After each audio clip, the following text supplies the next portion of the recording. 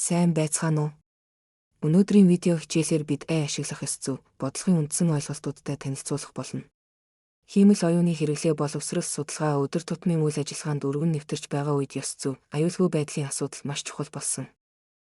Хиймэл оюун нь биднийг ажлыг судалгаа, контент бүтээх ажлыг илүү хурдан, үр дүнтэй хийхэд тусалдаг. Гэхдээ буруу ашиглавал мэдээллийн алдагдал, биas буюу хэлбэлт, хуурамч контент бий болох эрсдэлтэй. Тиймээс хиймэл оюун ашиглахад шаардлагатай 4 үндсэн чадвар бий.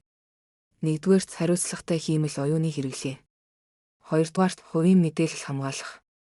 3-р зохиогчийн эрх болон оюуны өмч. 4-р хиймэл оюуны хэлбэлтийг бууруулах чадвар байдаг. Хариуцлагатай хиймэл оюун гэдэг нь түүнийг аюулгүй, ёс зүйтэй, хуульд нийцсэн, шударга, ил тод байдлаар ашиглахыг хэлнэ. Системийн өгсөн үр дүн бидний шийдвэрт нөлөөлж болох тул хиймэл оюун ашиглахдаа хүний эрх, нийгмийн сайн сайхныг нэгдүгээр тавих ёстой.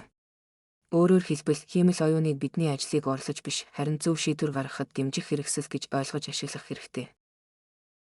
Хиймэл оюун ашиглахдаа хамгийн түрүүнд анхаарах зүйл бол хувийн мэдээлэл.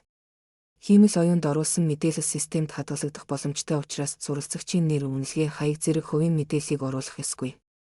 Жинхэнэ өгөгдөл ашиглах шаардлагатай бол заавал зөвлөсөн буюу нэр усгүй болгосон дата ашиглана.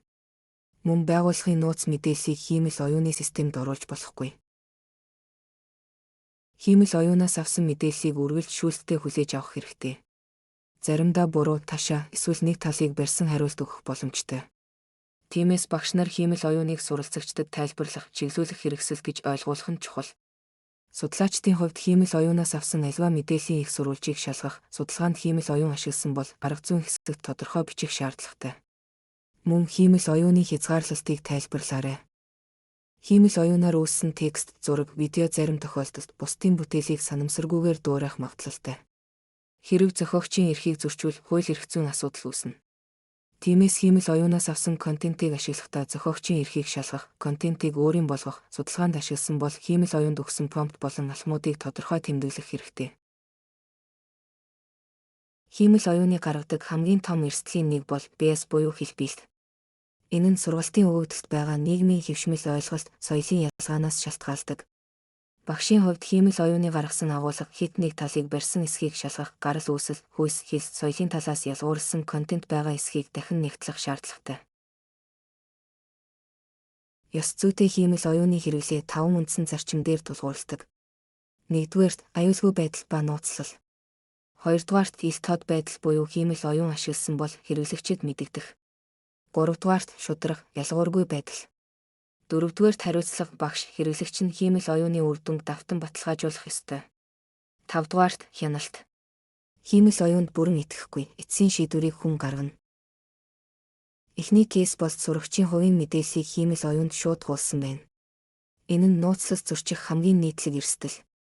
Шийдэл нь тодорхой өгөгдлийг анонимайз буюу танигдах боломжгүй хэлбэрт оруулах. Жишээлбэл, сурагч А гэх мэт ерөнхийсэн нэр ашиглах. 2 дахь кейс, хиймэл оюунаар бэлтгэсэн сорил, гендерийн ялгуурлал илэрсэн. Энэ бол хиймэл оюуны сургалтын өгөгдлөөс шалтгаалж гардаг түгээмэл хэлбэлт. Шийдэл нь багш хянах, агуулгыг дахин нэгтэлж, хэд нэг талыг барьсан хэсгийг засах хэрэгтэй. 3 дахь кейс, хиймэл оюунаар үүсгэсэн зураг зарим тохиолдолд бусдын бүтээлийг хуулбарласан байж болзошгүй.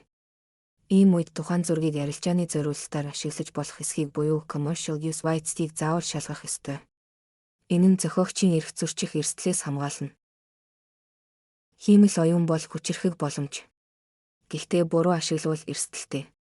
Тиймээс хариуцлагатай хэрэглээ гэдэг нь зөвхөн технологийн мэдлэг бус, харин ёс зүй, хууль, мэдээлэлд шүүлттэй хандах, хувь хүний хяналт юм. Багш, судлаач бүр хиймэл оюуны ёс зүйд суралцах хэрэгтэй. Анхаарал тавьсан та бүхэнд баярлалаа.